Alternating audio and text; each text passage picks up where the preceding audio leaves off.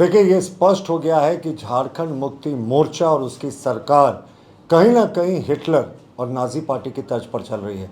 Nazi party में क्या था साहब? टोटलिटोरियन वहाँ पे पूरा सिस्टम था।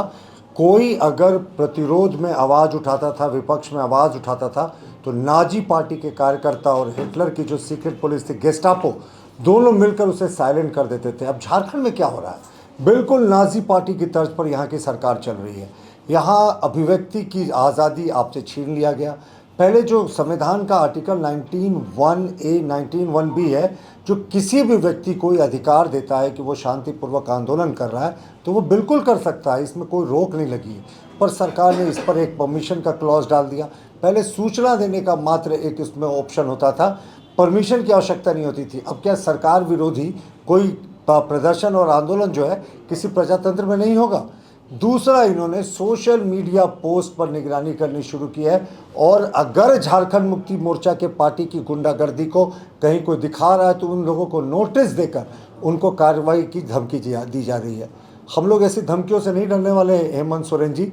याद कीजिएगा कि किस तरीके से बड़े बड़े तानाशाहों का भी इस छात्र युवा शक्ति ने वो सिंहासन को हिला दिया था।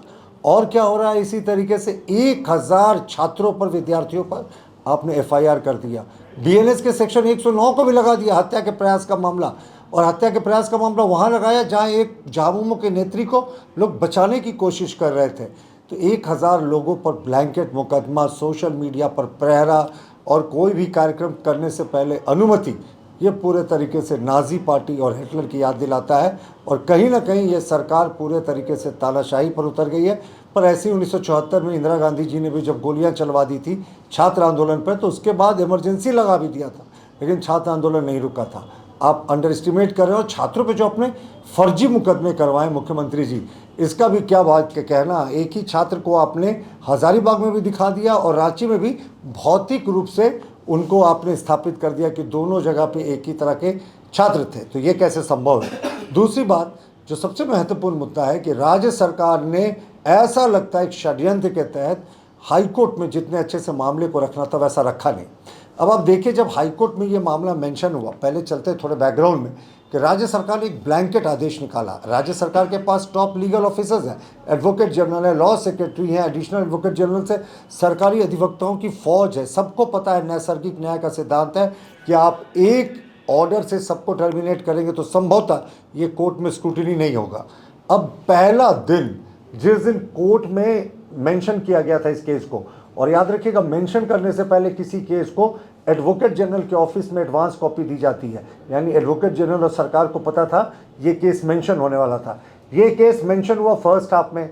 उसमें उच्च न्यायालय के जस्टिस साहब का सीधा जो टिप्पणी है, उन्होंने कहा कि इसमें डिफेक्ट है, लेकिन जो पिटिशनर के वकील थे उन्होंने कहा कि डिफेक्ट को इग्नोर किया जाए। बहुत रेयर होता है कि सरकार इसका विरोध नहीं करे कि डिफेक्टिव याचिका पे सुनवाई नहीं होती है, लेकिन सरकार के वकील उस समय बहुत जूनियर वकील उनको रिप्रेजेंट कर रहे थे। नील अभिजीत टोप्पो जी अब रिप्रेजेंट कर रहे थे, जबकि एडवोकेट जनरल को इस बात की जानकारी थी। क्यों वो कोर्ट में उपस्थित नहीं थे? फिर कोर्ट ने सेकेंड हाफ में डिफेक्ट को इग्नोर करते हुए टाइम दिया। सेकेंड हाफ में भी जो टॉप लॉ ऑफिसर थे सरकार के, एडवोकेट जनरल, वो सामने नहीं आए।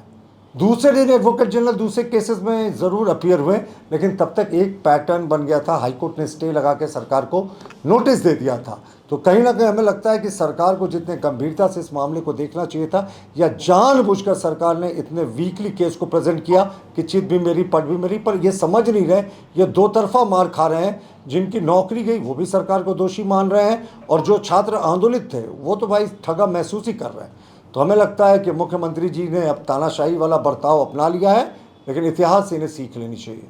मैं फिर से, आपके चैनल ने मुझे लगता है इसको दिखाया था कि इस मुद्दे पे अच्छे से सरकार ने पक्ष रखा। मैं वो जजमेंट आपको भेज देता हूँ, ये जजमेंट आप देख भी सकते हैं। इसमें कहीं लिखा नहीं है कि सरकार ने विरोध किया। और एडवोकेट जनरल को जब एडवांस कॉपी दी गई थी तो उन्होंने इस मुद्दे पे खुद अपीयर क्यों नहीं हुआ? इसलिए हमारा मानना है कि इंटरवेनर छात्रों का आंदोलन है, हमारा नैतिक समर्थन था। हमारे अध्यक्ष जी ने ज़रूर घोषणा की कि अब छात्र सड़कों पर उतरेंगे, और कोई अगर विरोध करने के लिए लाठी डंडे चलाएगा तो हम लोग ज़रूर उसका खिलाफ करेंगे। जी भैया, हमें यही लगता है कि सुप्रीम कोर्ट का दरवाज़ा कहीं ना कहीं ठकठकाया गया है न्याय की उम्मीद में। जब न्याय की उम्मीद इस सरकार से छात्र जो था वो हार गए थे, और कहीं ना कहीं एक आशा की किरण देखिए, क्योंकि सुप्रीम कोर्ट ने वर्बल ऑब्जर्वेशन जो था उसमें ये स्पष्ट कहा था ये भी जानना चाहता है कि क्या सिविल जजेस की परीक्षा भी इससे अफेक्ट होगी। जब बताया गया पिटिशनर के वकील ने कि हाँ, सिविल जजेस की भी परीक्षा यही जेपीएससी लेता है, जिसके अध्यक्ष अभी जेल में 3 सदस्यों का इस्तीफा हो गया, तो सुप्रीम कोर्ट ने बहुत चिंता व्यक्त की थी इस पर और नोटिस जारी किया। और जब पूर्व जज की अध्यक्षता में कमेटी की बात हुई तो उन्होंने कहा कि इस मामले में अगर जांच होगी तो फॉरेंसिक जांच और तमाम तरह की जांच होगी, तो उसमें कोई रिटायर्ड जज कैसे सक्षम होगा। बहरहाल इस मुद्दे पर नोटिस जारी किया गया, देखते हैं राज्य सरकार क्या स्टैंड लेती है। जहां 27 वर्षों के सफर में 17,000 से भी अधिक छात्रों ने डॉक्टर एवं इंजीनियर बनकर भरे सफलता की ऊंची उड़ान, जहां साधारण छात्र भी झारखंड टॉपर्स बनकर बना रहे इतिहास। दूरदर्शी शिक्षाविद श्री विपिन सिंह के मार्गदर्शन में मेडिकल एवं इंजीनियरिंग के लाखों छात्रों के लिए आशा की किरण के रूप में goal nation's leading institute. Biome institute NEET की तैयारी के लिए एक भरोसेमंद नाम। यहाँ अनुभवी फैकल्टी, स्मार्ट क्लासरूम और बेहतरीन टीचिंग मेथड से स्टूडेंट्स को मिलती है मजबूत तैयारी। यहाँ हर स्टूडेंट को मिलता है पर्सनल गाइडेंस और डाउट क्लियरिंग का पूरा सपोर्ट। नीट 2027 और 28 के लिए फेज 1 बैच 9 अप्रैल से शुरू हो रहा है। आज ही बायोम इंस्टीट्यूट से जुड़े और अपने डॉक्टर बनने के सपने को दे सही दिशा। बायोम इंस्टीट्यूट सिर्फ मेडिकल प्रिपरेशन का संस्थान।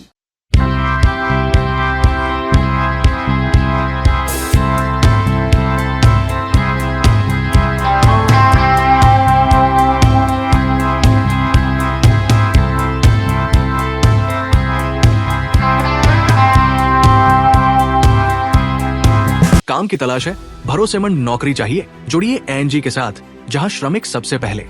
12 घंटे की ड्यूटी, हर दिन 3 समय का खाना, मुफ्त रहने की सुविधा, आपकी सुरक्षा के लिए इंश्योरेंस, ओवरटाइम का लाभ, पीएफ सीधा क्लाइंट से, समय पर पूरा वेतन और जरूरत पड़ने पर एडवांस पे। एएनजी मैन पावर सॉल्यूशंस, सम्मान के साथ काम, भरोसे के साथ कमाई। thefollowup.in. Like, share and subscribe. www.thefollowup.in